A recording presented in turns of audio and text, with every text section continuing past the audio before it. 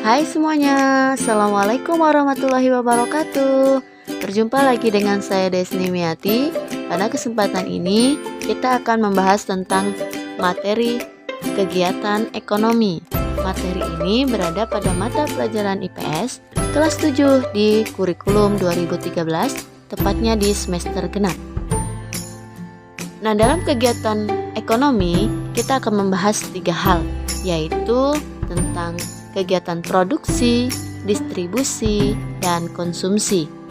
Nah, kita akan bahas satu persatu agar lebih jelas. Yang pertama adalah kegiatan produksi. Produksi adalah kegiatan menghasilkan barang atau jasa untuk menambah nilai guna suatu barang atau jasa. Pelaku produksi disebut produsen.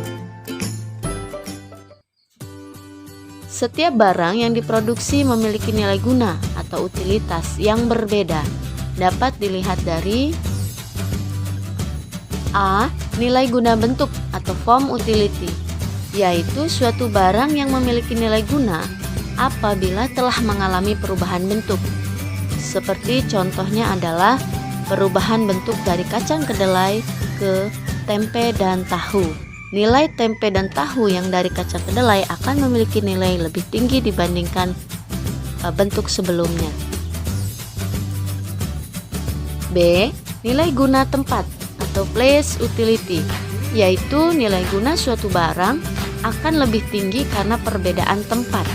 Contohnya, pasir di padang pasir atau di pantai nilainya akan lebih tinggi jika berpindah tempat, yaitu misalnya di toko bangunan atau di tempat-tempat yang masyarakat sangat membutuhkan, itu akan bernilai tinggi sehingga kita kadang membeli pasir atau batu lebih mahal di toko dibandingkan di tempat asalnya.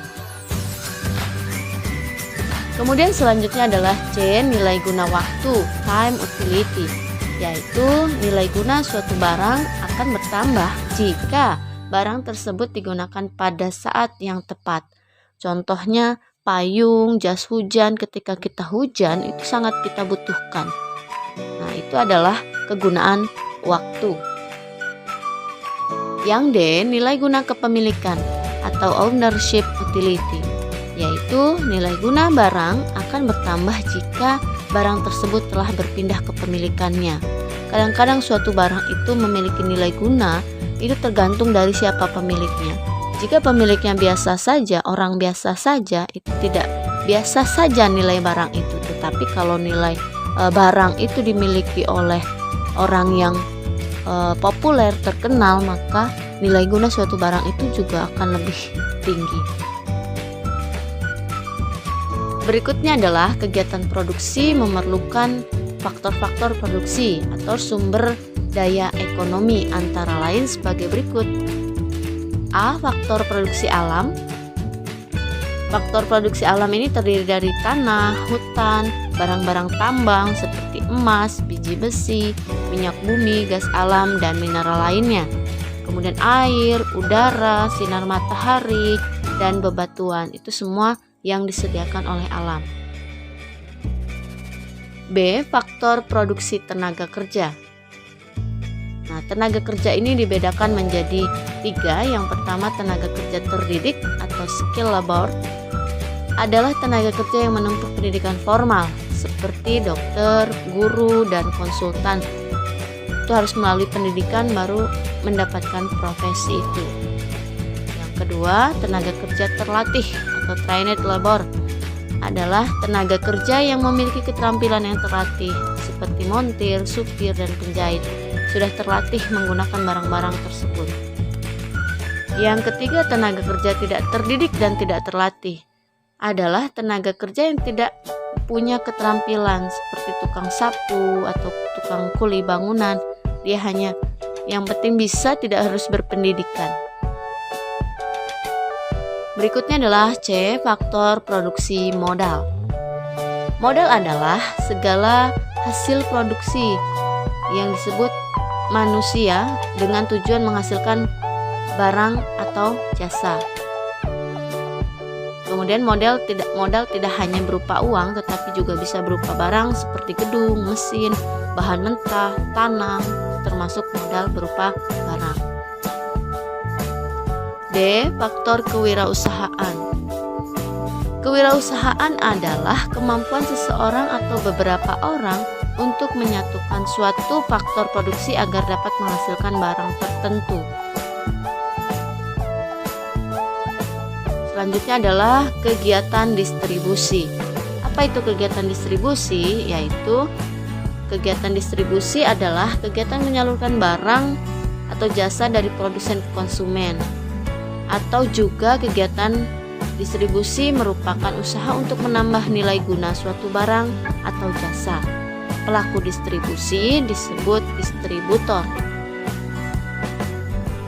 Kemudian apa saja tujuan distribusi? Yaitu menyalurkan barang dari produsen ke konsumen agar hasil produksi lebih berguna bagi masyarakat, kebutuhan masyarakat akan barang atau jasa dapat terpenuhi, dan agar kontinuitas produksi terjamin. Berikut adalah cara-cara distribusi.